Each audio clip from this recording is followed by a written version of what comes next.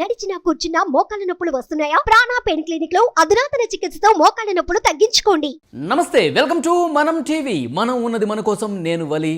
ప్రస్తుతం లైవ్ లో జాయిన్ అయ్యారు జనసేన పార్టీ రాష్ట్ర అధికార ప్రతినిధి అడ్వకేట్ రజనీ గారు. వారితో మాట్లాడదాం.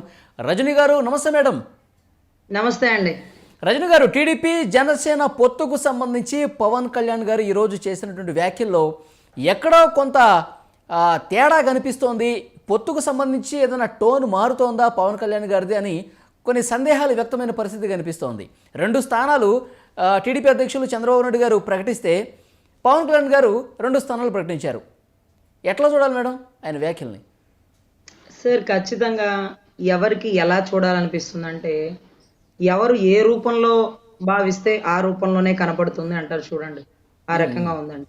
ఈరోజు 2 సీట్లు ఏదైతే మండపేటకి సంబంధించి మళ్ళీ ఇంకొక చోట ఎక్కడో సీట్ అనౌన్స్ చేశారు అంటే, అక్కడున్న పరిస్థితిని బట్టి అక్కడుండే అశేష జనవాహిని మధ్యలో ఆ మీటింగ్ కండక్ట్ చేసిన వ్యక్తి అభ్యర్థి అని అనౌన్స్ చేస్తే వాళ్ళు ఇంకొంచెం ఉత్సాహంగా పని చేసుకుంటారు అనే ఒక సదుద్దేశంతో బాబు గారు ఆ ప్రకటన చేయాల్సి వచ్చింది. అలా ఎందుకు ఆలోచించరు అంటూ పవన్ కళ్యాణ్ గారు కూడా ఆ పదాన్ని వాడారు. పరిస్థితులను బట్టి, అక్కడున్న వాతావరణాన్ని బట్టి అక్కడ అనౌన్స్ చేశారేమో, ఎందుకు అలా భావించరు? కానీ మండపేటకి సంబంధించిన జనసేన అభ్యర్థులు లేకపోతే జన సైన్యం ఎవరైతే ఉన్నారో, పొత్తు ధర్మంలో భాగంగా ఒకేసారి అనౌన్స్ చేయాల్సింది స్టేజ్ మీద అలా బహిర్గతంగా అనౌన్స్ చేయడం అది ఎంతవరకు కరెక్ట్ అంటే తప్పే. ఏదైనా కానీ నేను క్షమాపణ చెప్తున్నాను. 40 ఏళ్ల సుదీర్ఘ అనుభవం ఉన్నటువంటి నాయకుడు, పార్టీ అంత సీనియర్గా ఉన్నటువంటి నాయకులు ఈ రకమైనటువంటి వ్యాఖ్య అంటే పొత్తు ధర్మాన్ని కనీసం పాటించకుండా ఎట్లా అనౌన్స్ చేస్తారని కొంతమంది చెప్తున్నారు. అవును సార్. ఎనీవే, ఏది ఎలా జరిగినా పరిస్థితులను బట్టి పెద్ద ఆయన ఒక నిర్ణయాన్ని తీసుకున్నాడు అంటే, సరేలే ఏ పరిస్థితుల్లో ఆ నిర్ణయాన్ని తీసుకున్నాడు అని యువతరం అర్థం చేసుకొని వెళ్ళాలే కానీ అట్లా ఎట్లా తీసుకుంటారు, ఆ నిర్ణయం ఎలా తీసుకుంటారు, ధర్మం లేదా, న్యాయం లేదా, ఇన్ని పదాలు ఏమి ఉండవండి. పొత్తు ధర్మం అంటే ఎవరైతే పవన్ కళ్యాణ్ గారు అక్కడ ఒక అభ్యర్థిని ప్రకటిస్తారో అది కాదు, అక్కడ అభ్యర్థి కాదు, అక్కడ ఇతనేనని టీడీపీ ప్రకటిస్తే అది పొత్తు ధర్మానికి విఘటించినట్లు. కానీ ఈరోజు ఏదైతే అభ్యర్థి ఉన్నారో ఆ అభ్యర్థికి ఏమి పవన్ కళ్యాణ్ గారు అతను కాదు, మళ్ళీ మా జనసేన అభ్యర్థి అని చెప్పలేదండి. రాజోలు, రాజానగరం, రిపబ్లిక్ డే 3 ఆర్లు కలిసి వచ్చినాయి. సరదాగా మనం కూడా ఒక 2 సీట్లు అనౌన్స్ చేద్దాం, మీరు ఎందుకు బాధపడతారేమో, వాళ్ళు ఒక 2 అనౌన్స్ చేశారు, మనం ఒక 2 అనౌన్స్ చేద్దాం అంటూ సరదాగా నవ్వుతూ కొద్దో గొప్ప జనాలు ఏదైతే జన సైన్యం మండపేటకు సంబంధించిన వాళ్ళు బాధపడుతున్న తరుణాన్ని కవర్ చేస్తూ వాళ్ళ ముఖంలో సంతోషం తెప్పించడం కోసం అన్న చేసినటువంటి తాపత్రయం అండి. ఎనివే, ఏది జరిగినా ఆయన ఏ నిర్ణయం తీసుకున్నా కట్టుబడి ఉండే బాధ్యతతో మేము ఉంటాం. అదే రకంగా 2 సీట్లు రాజోలు, రాజానగరం అనౌన్స్ చేశారు. ఇప్పుడు టీడీపీ వచ్చి ఆ 2 సీట్లు మీవి కాదు, అవి మావి, తెలుగుదేశం అభ్యర్థులు అని అంటే అక్కడ పొత్తు విఘటించినట్టు గాని వారి అభ్యర్థులు వారికి, మా అభ్యర్థులు మాకు ఎక్కడ ఏ చిన్న మిస్అండర్స్టాండ్ లేదు. ఇప్పటి వరకు కూడా 2 చోట్ల ఆయన అనౌన్స్ చేశారు, అది కూడా స్టేజ్ మీద అనౌన్స్ చేయాల్సి వచ్చింది అని ఒకరికొకరు సుస్పష్టంగా సమాధానం చెప్పుకున్నారేమో. ఎందుకంటే పొత్తు ధర్మంలో ఎవరు ఏంటి నవ్వుతూనే కొంత చురకలంటించే ప్రయత్నం ఏమైనా చేశారా పవన్ కళ్యాణ్ గారు? మాకు చెప్పి మీరు 2 సీట్లు ఏమైనా ప్రకటించారా, అందుకే మేము కూడా మీకు చెప్పాల్సిన అవసరం లేదు అని చెప్పి మా స్థానాలు మేము ప్రకటించాం, ఇట్లా ఏమైనా భావించాలా? సరే, ఇలా భావించాల్సింది వైసీపీ వాళ్ళండి. కేవలం వైసీపీ వాళ్ళ సాటిస్ఫాక్షన్ కోసం బాధపడుతున్న మా జన సైనికులు ఏది అలా ఎలా చేస్తారన్నా అన్న ఒక మాట చెప్పాలి కదన్నా మాకంటే, సరే సరే మీరు బాధపడకండి, నేను క్షమాపణ చెప్తున్నాను అంటూ ఆయన తన ఔదార్యాన్ని ఇంకా కూడా గొప్పగా 100,000 రెట్లు పెంచుకున్నారండి. చంద్రబాబు గారు ఉన్న పరిస్థితిని బట్టి అక్కడ ఏదైతే భారీ బహిరంగ సభ, వేల మంది, లక్షల మంది వచ్చిన జనాన్ని, సో వాటికి తగ్గట్టుగా ఆ మీటింగ్ కండక్ట్ చేసిన అభ్యర్థిని సీటుగా అనౌన్స్ చేస్తే ఇంకొంచెం జనాల్లోకి వెళ్ళి పని ముమ్మరంగా చేసుకునే అవకాశం ఉంటుందన్న ఉద్దేశంతో అనౌన్స్ చేశాను, చేయాల్సి వచ్చింది అని మా పవన్ కళ్యాణ్ గారితో చెప్పకుండా ఎలా ఉంటారు? 100% చెప్తారు, చెప్పాల్సిందే, అది రూల్ కదా.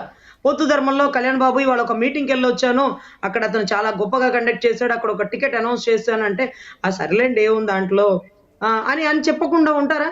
అదే రకంగా సర్లేండి మీరు 2 టికెట్లు అనౌన్స్ చేశారు, పాపం మా వాళ్ళు బాధపడుతున్నారు, మేము కూడా 2 టికెట్లు అనౌన్స్ చేసుకుంటాం అని వాళ్ళు మాట్లాడుకొని ఉండకుండా ఉంటారా? అంటే ఇప్పుడు మా ఒత్తిళ్లు మాకు ఉంటాయి అని తెలుగుదేశం పార్టీ నాయకులు చెప్పుకుంటుంటే ఆ ఒత్తిళ్లు ఉన్నప్పుడు జనసేన నుంచి కూడా అంతే స్థాయిలో ఒత్తిళ్లు ఉంటాయి కదా, దాన్ని ఎందుకు పరిగణలోకి తీసుకోవట్లేదండి? సార్ జనసేన కూడా ఒక మీటింగ్ కండక్ట్ చేసినప్పుడు అన్నయ్య ఓపెన్ గా ఆ మీటింగ్ ఎవరు ఖర్చు పెట్టారో చూసి టక్మని అతనే అభ్యర్థిని ఓపెన్ గా అనౌన్స్ చేసినట్టే. ఇప్పట్లో అన్ని నియోజకవర్గాలకి ఇన్ఛార్జీలు ఇచ్చేశారు. 99% కూడా వాళ్ళే అభ్యర్థులు. పొత్తు ధర్మంలో ఆ సీట్ ఒకళ్ళ టీడీపీకి ఇస్తే తప్ప ఇవ్వకపోతే జనసేన నుంచి అతనే అభ్యర్థి అవ్వచ్చు. సో అభ్యర్థులను కొత్తగా మార్చే అవకాశాలు ఎక్కడో 1% ఉంటాయి. ఈ రోజు సత్తెనపల్లి అంతా కన్నా లక్ష్మణరావు గారు ఎప్పటి నుంచో పనిచేసుకున్నారు. పత్తిపాటి పుల్లారావు గారు చిలకలూరుపేట పనిచేసుకున్నారు. కొన్ని ఏరియాల్లో వాళ్ళు ఆల్రెడీ పనిలో ముమ్మరంగా ఉన్నారు. దాని అర్థం ఏంటంటే ఆ టికెట్లు ఆయన అనౌన్స్ చేస్తారా అండి? లేదు కదా. సో ఇన్ఛార్జీలు ఇచ్చారు, వాళ్ళు ఆ పని చేసుకుంటున్నారు. చంద్రబాబు వారు కాదు వీరు అని ఇంకొకరిని ఇచ్చినా వాళ్ళు స్వాగతిస్తారు, పని చేస్తారు. అది వాళ్ళ ధర్మం. వాళ్ళకి అసలే అతి డిసిప్లిన్, నోరు తెరిచి ఒక మాట కూడా మాట్లాడరు. కడుపులో భయంకరమైన బాధ ఉన్నా సరే ఆ బాధని మనసులో పెట్టుకొని కడుపులోనే పెట్టుకొని బాబు గారు చెప్పిందే చేయడంలో విజ్ఞత గల వ్యక్తులు ఎవరండి ఉంటే తెలుగుదేశం కార్యకర్తలేనండి. ఎందుకంటే రజనీ గారు, మేమైనా ఈ 2 స్థానాలకి ఈ స్థాయిలో చర్చ జరుగుతుంది. పొత్తు ఏంటి బేట్ల వారి పరిస్థితి కనిపిస్తుందా అని చెప్పి రకరకాల చర్చలు జరుగుతూ ఉన్నాయి. ఇక భవిష్యత్తు ఏ విధంగా ఉంటుంది? అన్ని స్థానాలు ప్రకటిస్తే అప్పుడు పరిణామాలు ఎలా ఉంటాయో అని చెప్పి కొంత చర్చ జరుగుతుంది. ఏమంటారు సార్? భవిష్యత్తు అంటే ఒక వరలో 2 కత్తులు పట్టవు అన్నట్టుగా ఇక్కడ టీడీపీ ఎంత అనుభవజ్ఞులో అదే రకంగా జనసేన కూడా అంత పోరాడే పటిమ. 2 ఈక్వల్ గా వెళ్ళేటప్పుడు చిన్న చిన్న విభేదాలు, చిన్న చిన్న మనస్పర్ధలు, లేకపోతే చిన్న చిన్న అవమానాలు, ఒకరు సీటు త్యాగం చేయడం, ఇవన్నీ కూడా జరుగుతూ ఉంటాయండి. మేధో మదనం జరగకుండా ఒక నిర్ణయం అయితే బయటికి రాదు. అదే రకంగా హాలాహాలాన్ని స్వీకరించిన తర్వాతే అమృతం వస్తుంది. సో ఎన్నో విభేదాలు, ఎన్నో అవమానాలు, ఎన్నో చిత్కారాలు ఇవన్నీ తీసుకున్నాక అంతిమ లక్ష్యం ఏంటంటే జనసేన టీడీపీ కూటమితో ప్రభుత్వాన్ని ఫామ్ చేయడం. మా లక్ష్యం వైసీపీని గద్దెదించడం. దీనికోసం కొన్ని త్యాగాలు ఉంటాయి. ఇంకొక మాట కూడా అన్నయ్య చెప్పారండి. ఈ రోజు మీరు 40 అభ్యర్థులు అంటారు, 60 అభ్యర్థులు అంటారు. మీరు ఎలా మాట్లాడుతున్నారు? ఇదే మాట 2019లో మనం ఎన్ని సీట్లలో పోటీ చేసాం? కనీసం నన్నన్న అసెంబ్లీకి వెళ్ళనిచ్చారు మీరు? మీరు ఈ రోజు ఎలా అడగగలుగుతున్నారు? ఇన్ని చేద్దాం, అన్ని చేద్దామని. ఏం చేయాలో నాకు తెలుసు, నా వ్యూహం నాకుంది. ఎక్కడ మీ గౌరవాన్ని తగ్గనివ్వను. ఒకవేళ మీ గౌరవం తగ్గిందంటే పవన్ కళ్యాణ్ గారు లాంటి వారే మండపేట జనసేన అభ్యర్థులకి క్షమాపణ చెప్పుకున్నారంటే ఆయన ఔదార్యానికి హ్యాట్స్ ఆఫ్ అండి. శిఖరాగ్రానికి వెళ్ళిపోతారు. ఎందుకంటే TV5 సాంబశివరావు గారు సైతం ఒక మాట అన్నారండి. ఏది TV5 యాజమాన్యం వాళ్ళతో సైతం ఏంటంటే, ఏదైతే పవన్ కళ్యాణ్ గారు చంద్రబాబు గారికి ఈ కష్టం వచ్చిందని ఇంత గొప్ప నిర్ణయాన్ని తీసుకున్నారు, ఇదే కష్టం పవన్ కళ్యాణ్ గారికి వస్తే చంద్రబాబు తీసుకుంటారో లేదో, అంతటి ఔదార్యవాది పవన్ కళ్యాణ్ అని. ఈ రోజు 20 సీట్ల 50 సీట్ల అనేది అన్నయ్య ఆలోచించడండి. ఏకైక రాజధాని అమరావతి. మూడో వంతు వాటా అని చెప్పి స్పెసిఫిక్ గా ప్రస్తావించారు పవన్ కళ్యాణ్ గారు. స్థానిక సంస్థలు కావచ్చు, కార్పొరేషన్లు కావచ్చు, ఈ మాట ప్రస్తావించేసరికి ఇప్పుడు 3వ వంతు సీట్లు ఏమైనా అడగబోతున్నారా? అంటే 57 నుంచి 58, 57, 58 స్థానాలు ఆశిస్తున్నట్టు పరోక్షంగా ఏమన్నా చెప్పినట్టా? సార్ మీరు మీటింగ్ మొత్తం ఒకసారి ప్లేబ్యాక్ వినండి. ఆయన ఏమన్నారంటే ఎమ్మెల్యే అభ్యర్థులతో ఆగిపోకండి, ఎమ్మెల్యే అభ్యర్థులనే టార్గెట్ చేయకండి, గ్రౌండ్ లెవెల్ నుంచి ఎదగండి. గ్రౌండ్ లెవెల్ నుంచి అంటే వార్డు నెంబర్లలో మనం ఎన్ని చోట్ల ఉన్నాం, వార్డు ప్రెసిడెంట్ గానో లేకపోతే సర్పంచుల హోదాల్లో మనం ఎంతమంది బయటకు వచ్చాం, ఇక్కడి నుంచే కదా సార్ ఎమ్మెల్యేగా వచ్చేది ఒక వ్యక్తి. అంటే ఇక్కడ పునాది గట్టిగా మా వాళ్లే మొత్తం వార్డులో గెలిచినారు, లేకపోతే వార్డులో అభ్యర్థులు ఉన్నారు, లేకపోతే ఇప్పుడు ఎమ్మెల్యే ఎలా అయిపోతాడండి? ఎంతమంది వార్డులు, ఎంతమంది బూత్ లెవెల్ ప్రెసిడెంట్, వీళ్ళందరూ కూడా కలిపికతారు. సో కింద నుంచి గ్రౌండ్ లెవెల్ నుంచి 3% ఒక శాతంతో మనం ముందుకు వెళదాం. ఎమ్మెల్యే అనే పదాన్ని తీసేయండి. ఎన్ని చోట్ల పోటీ చేయడానికి అనే విషయం గురించి మీరు ఆలోచించకండి. కింద లెవెల్ నుంచి మీరు బలోపేతం చేసుకుంటూ రండి. ఎందుకంటే 40 సంవత్సరాల సుదీర్ఘ ప్రయాసలో గ్రౌండ్ లెవెల్ నుంచి పునాది వేసుకున్నటువంటిది టీడీపీ పార్టీ. ఈ రోజు కూడా ప్రతి ఒక్క టీడీపీ కార్యకర్త పొద్దున్నే 10కి, మధ్యాహ్నం 2కి, సాయంత్రం 4కి టీడీపీ పార్టీ ఆఫీస్ నుంచి ఫోన్ వచ్చింది. ఏం పని చేస్తున్నారు, వాటిలో ఏం వర్క్ చేశారు, ఓటర్ కార్డులు చెక్ చేశారా అని.